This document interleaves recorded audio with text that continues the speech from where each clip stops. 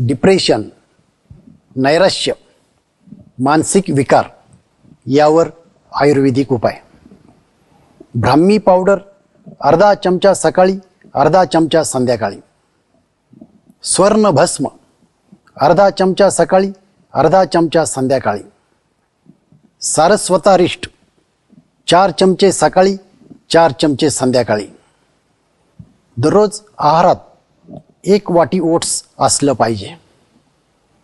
सकाळ संध्याकाळ 5-5 मिनिट टाळ्या वाजवायच्या. रात्री झोपण्यापूर्वी तळ पायांना खोबरेल तेल लावून काशेची वाटी 3-3 मिनिट चोळावी. रात्री झोपताना देशी गाईचं तूप 2-2 थेंब नाकात सोडायचं. रात्रीचं जेवण संध्याकाळी 6 वाजता करायचं. दररोज 30 मिनिट ध्यानधारणा करावी. दररोज सकाळी 5 मिनिट सूर्यदर्शन घ्यायचं.